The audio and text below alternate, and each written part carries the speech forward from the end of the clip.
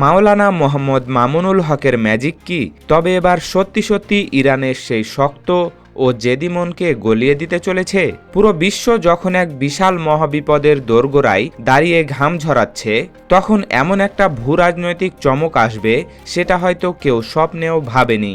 একদিকে পরাশক্তি যুক্তরাষ্ট্রের ট্রাম্প প্রশাসন, যেখানে পরিস্থিতি সামাল দিতে রীতিমতো দিশেহারা, অন্যদিকে দেশের ভিতরে ক্ষমতায় বসে থাকা তারেক সরকারের ঘুম হারাম। ঠিক এমন একটা কঠিন এবং সংকটময় সময়ে দাবার এক অসাধারণ চাল দিয়ে বাজিমাত করে দিলেন দাপুটে নেতা মাওলানা মামুনুল হক। কিন্তু কিভাবে? যে কাজ করতে গিয়ে বিশ্বের বড় বড় মোড়ল রাষ্ট্রগুলো আজ হাবুডুবু খাচ্ছে, সেখানে কোন জাদুর বলে তেহরানের মনের জমাট বাঁধা বরফ এক নিমিষেই গলালেন তিনি। আজকের এই বিশেষ আয়োজনে থাকছে সেই মাথা ঘুরিয়ে দেওয়ার মতো চাঞ্চল্যকর খবর। একদিকে তারেক সাহেবের প্রভাবশালী মন্ত্রীরা যখন সাগরে আটকে থাকা তেলের জাহাজ ছাড়াতে গিয়ে ভ্যাবাচাকা খেয়ে বসে আছেন, ঠিক তখনই কিভাবে মাওলানা মামুনুল হক একা গিয়ে ইরানের মন জয় করলেন। আটকে পড়া সার আর তেলের জাহাজগুলো দেশে ফেরাতে তার আসল গেম প্ল্যান ঠিক কেমন ছিল। আজ আমরা ফাঁস করব কে শুধু গদি কামড়ে পড়ে আছে, আর কে আসল বিপদের সময় দেশের মানুষের অকৃত্রিম ত্রাতা হয়ে এলেন। হরমুজ প্রণালী সারা বিশ্বের তেলের বাণিজ্যের সবচাইতে গুরুত্বপূর্ণ এবং স্পর্শকাতর রাস্তা। পৃথিবীর সিংহভাগ দেশের জ্বালানি তেল এই একটি সরু রাস্তা দিয়েই পারাপার হয়। কিন্তু বর্তমান প্রেক্ষাপটে সেখানে শুরু হয়েছে চরম উত্তেজনা। একদিকে ইসরায়েলের লাগামহীন বাড়াবাড়ি, আর অন্যদিকে নাছোড়বান্দা ইরান। এই দুই শক্তির মাঝখানে পড়ে পুরো সাগর এলাকা এখন মৃত্যুপুরীতে পরিণত হয়েছে।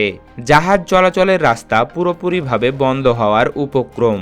এই ভয়াবহ গোলযোগের কারণে স্বয়ং ডোনাল্ড ট্রাম্পের প্রশাসনেরও ঘুম হারাম হয়ে গেছে। পরিস্থিতি নিয়ন্ত্রণে আনতে গিয়ে পেন্টাগনের দুধে জেনারেলদের ঘাম ছুটে যাচ্ছে। যুক্তরাষ্ট্রের বাঘা বাঘা নেতারাও আজ ভ্যাবাচাকা খেয়ে বসে আছেন। তাদের উন্নত সব মরণাস্ত্র আর সুদূর প্রসারী প্ল্যান কোনোটিই যেন ইরানের অনমনীয় জেদের সামনে কাজে লাগছে না।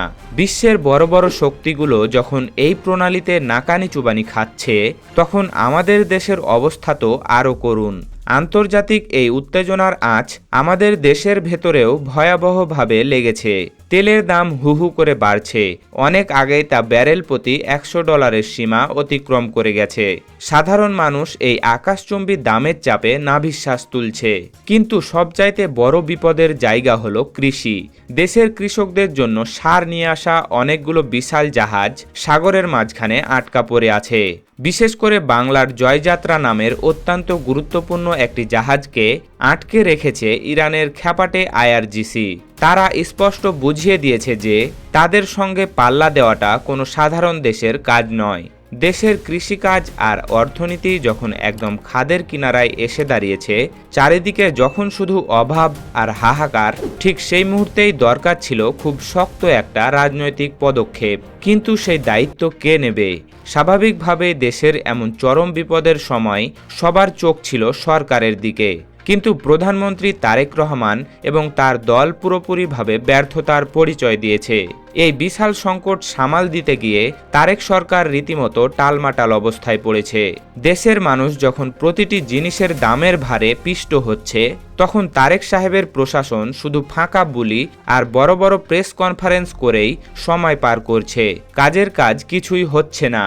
জনগণ এখন হারে হারে টের পাচ্ছে বর্তমান সরকারের কূটনৈতিক কোনো জোর নেই। বিশ্বমঞ্চে তাদের চরম লজ্জার মুখে পড়তে হচ্ছে। বড় বড় মন্ত্রীরা যেখানে ইরানের সঙ্গে একটা সামান্য সমঝোতায় পৌঁছাতে ব্যর্থ, সেখানে তারা কেবল নিজেদের ভাবমূর্তি বাঁচানোর অপচেষ্টা চালাচ্ছেন। এই ভণ্ডামি দেশের মানুষ খুব ভালো করেই বুঝতে পারছে। মানুষ দেখছে ক্ষমতায় বসেও তারেক সরকারের নেতারা কোনো সমাধান দিতে পারছেন না। তারা শুধু নিজেদের গদি সুরক্ষিত করার চিন্তায় মগ্ন। সবাই যখন একদম নিরাশ হয়ে পড়েছিল, ঠিক তখনই ঘটে গেল এক বিশাল অলৌকিক কেরামতি।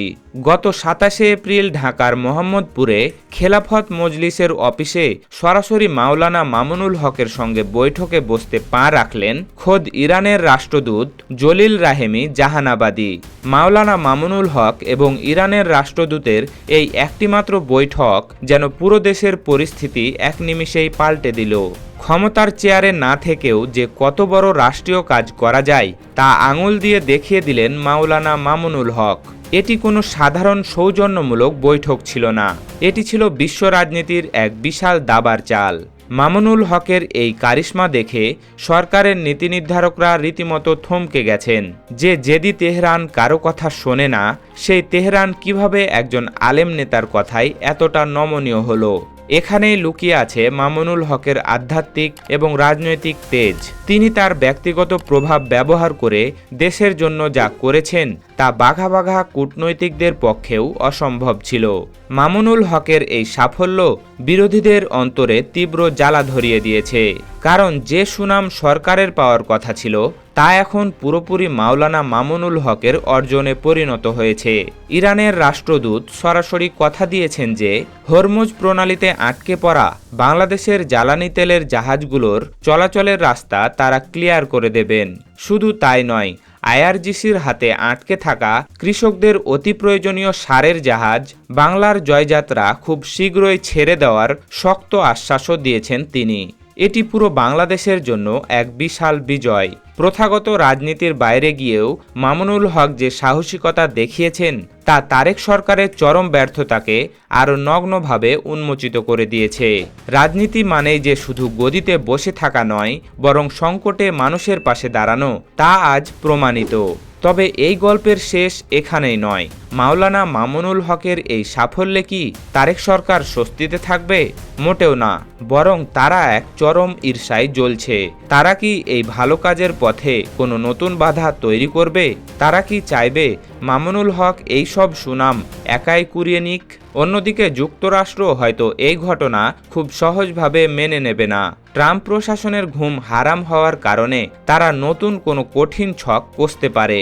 তাদের পাতা ফাঁদ হয়তো অপেক্ষা করছে সামনের দিনগুলোতে, কারণ তারা কখনোই চাইবে না ইরানের সঙ্গে কোনো ইসলামিক নেতার মাধ্যমে বাংলাদেশের সম্পর্ক মজবুত হোক।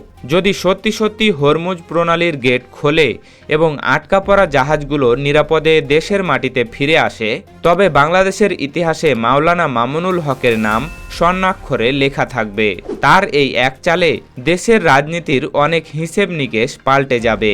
এটি হবে আগামীর জন্য এক বিশাল উদাহরণ। পুরো দেশ এখন অধীর আগ্রহে অপেক্ষা করছে যেদি তেহরান কি শেষ পর্যন্ত তাদের কথা রাখবে, নাকি মাঝপথে আবারও সবকিছু এলোমেলো হয়ে যাবে।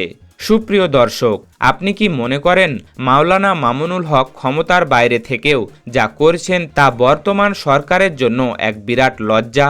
কেন তারেক সরকার সারের জাহাজ ছাড়াতে ব্যর্থ হলো? মাওলানা মামুনুল হকের এই কূটনৈতিক সাফল্য কি তাকে আগামীর মূলধারার রাজনীতিতে আরও শক্তিশালী করে তুলবে? আপনার মূল্যবান মতামত আমাদের কমেন্ট বক্সে অবশ্যই জানান। ভিডিওটি জনসচেতনতায় শেয়ার করুন এবং সত্যের পথে থাকতে আমাদের চ্যানেলটি সাবস্ক্রাইব করে বেল আইকনটি চেপে রাখুন। দেখা হবে পরবর্তী ভিডিওতে। সেই পর্যন্ত ভালো থাকুন, সুস্থ থাকুন। ধন্যবাদ।